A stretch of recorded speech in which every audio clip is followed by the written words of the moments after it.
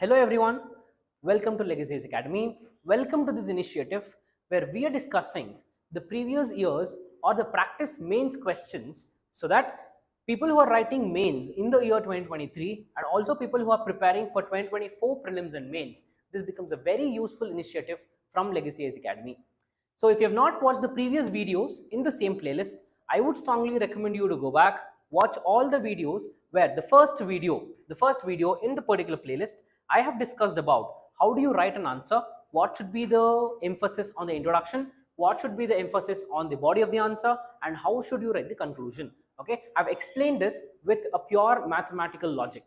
Okay, so see, everything boils down to mathematics at the end of the day. If the question demands you to write for 150 words, how many words should you dedicate for introduction, how many words should be there for the body of the answer, how many words for the conclusion. So all this structure have been very clearly addressed and also explained in the first video of this particular playlist. If you have not watched that video, I would strongly recommend you to go back, watch the video, and then continue with this particular video. Let's start with the first question for the day. Discuss the impact of the Bhakti movement on the Indian society and culture. Okay, the question demands for 150 words. See, I've told you before, if the question demands for 150 words, then you will have 50 words to finish both introduction and conclusion, and you will have 100 words to write the body of the answer. This is already known to you. I've explained all this in the first video of this playlist. If you talk about Bhakti movement on India's society and culture, see, the question directly asks you to write about the Bhakti movement. So your introduction should be about the Bhakti movement. Okay, how do you introduce Bhakti movement? See, when did this actual movement start? If we look at the ancient history, for that matter, everything started around the 5th century AD. What happened in the 5th century AD is very interesting. See, after the decline of the Gupta Empire declined around the middle of the 5th century. So the later part of the 5th century, we have the decline of the Gupta Empire. When the Guptas declined, from this time period till 8th century onwards, Hinduism as a religion, we call it as a period of crisis. Because look at what happened. The society was dominated by the top varnas, that is Brahmanas and Kshatriyas, were at the top of the order. The religion had become very much complex because the common people did not understand the rules, rituals, and the regulations and customs. The language in which the religious texts were written was actually Sanskrit, and majority of the people did not get educated in Sanskrit. They could not read, they could not write, they could not understand. This is the reason why the society and also the religion was in the period of crisis during this time. Majority of the people were actually isolated from the religious beliefs. So this is the time which gave rise to 8th century onwards. A different narrative started in Hinduism called as Bhakti movement. So these were the Bhakti saints. Like for example, we have Shankaracharya, we have Madhvacharya, we have Ramanujacharya, we have Nimbarka, we have Ramananda, including Kabir Das, okay, and also Guru Nanak. These are some of the Bhakti saints who propagated that if you want to get moksha, see, at the end of the day, every Hindu, when he is born, his ultimate aim is to get moksha. If you want to get moksha, people believed, before 8th century, people believed, if you want to get moksha, what you're supposed to do? You have to call Brahmanas, conduct a very complex, very elaborate, and a very luxurious ritual. Okay, let the fire sacrifice happen and donate a lot of precious gifts to the Brahmanas. Okay, provide them food, provide them shelter, give them clothing, give them some huge gifts. Then if you keep doing this for a long period of time, then you can attain moksha. This is what people believed. But there came Bhakti saints in the 8th century AD, and they said, if you want to attain moksha, you don't have to do anything like that. You don't have to do. See, at the end of the day, not everybody will have money. How to attain moksha if you don't have money? How can the poor people attain moksha? So these were some of the questions. So those people said, the Bhakti saints said, if you want to get moksha, do only two things. One, have an intense love and devotion towards God. Simple. Have an intense love and devotion towards God. Second, do not discriminate. Treat everyone equally. Do not discriminate and have an immense love and devotion towards God. That is the reason why this period or this phase is called as Bhakti movement in the Indian early medieval history. So all this explanation combined, you can concise and write the introduction. Let's talk about the socio-cultural impact. See, because of all this, I've told you already, there was a lot of equality in the society. Whenever the society has provided equality between the gender, between the caste or the varnas, then you have a huge social cohesion. What about cultural impact? Hinduism as a religion which was crippled with superstitious beliefs and complex rituals and customs. Okay, so this religion got devoid of these, liberated of these. Political impact. We had a lot of kings who accepted the policy of bhakti, who accepted the bhakti movement in their lives, and they started following the policies, they started following the teachings of the bhakti saints. Economic impact of the bhakti movement. Okay, what happened?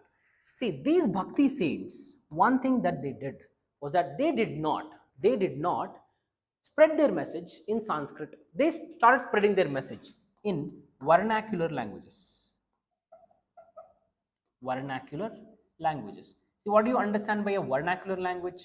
This is a language, for example, Kannada, Tamil, Malayalam, Telugu, Marathi, Bengali. So these are some vernacular languages. So these bhakti saints started spreading their message in vernacular languages and not in Sanskrit. Religious impact. We've talked about this. The society, the religion, which believed that to get moksha, you will have to conduct a lot of complex rituals, got devoid of this, and the religion, we can say, became very much rational and very much inclusive. Clear? So these were some of the impacts on the Indian society and culture because of the bhakti movement. Okay, so this will be your answer to the question which talks about discuss the impact of the bhakti movement on the Indian society. Let's talk about the second question. It says evaluate the contributions of the Mughal Empire to the Indian history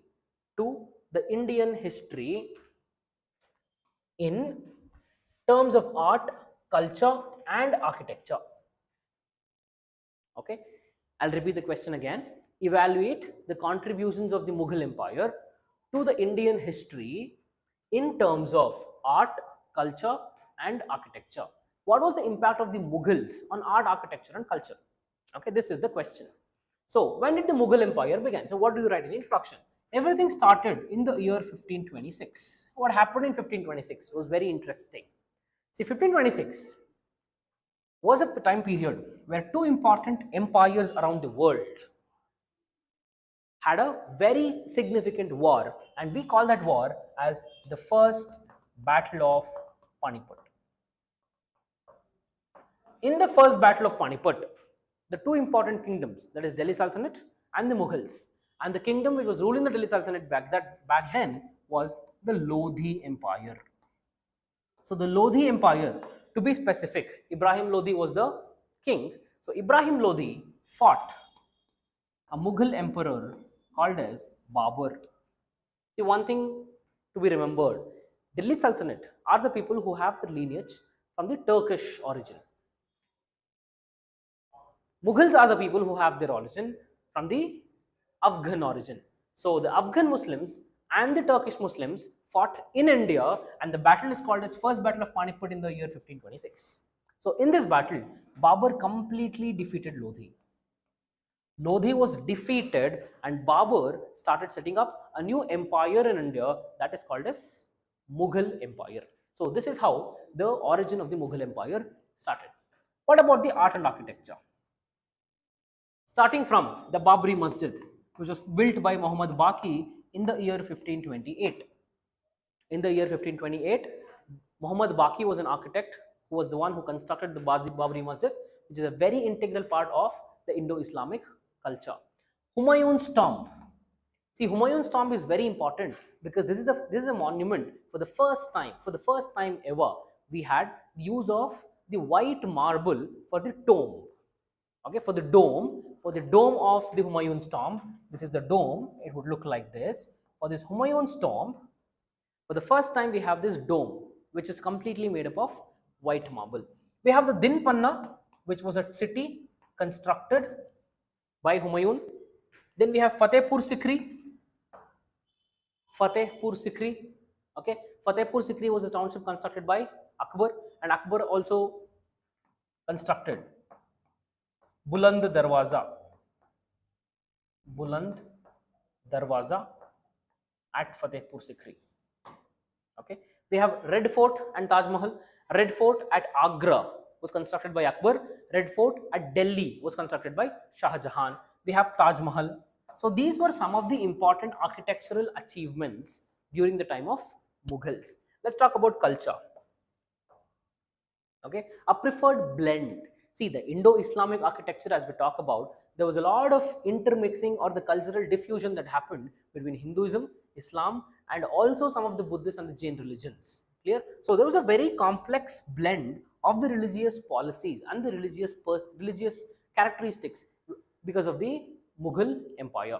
The language, a very beautiful language, Urdu, very beautiful language, Urdu got developed because of the Mughal influence. Next, we have the influence with respect to music and also with respect to dance. With respect to music, we have the development of the gharanas. We have the Hindustani classical music that is being developed. Okay, there's a lot of Indo-Islamic influence on the Hindustani music and also on the dance. Okay, so these were some of the important contributions or the influences that the Mughal Empire had on the art, architecture and the culture of the Indian subcontinent from 1526 to 1707.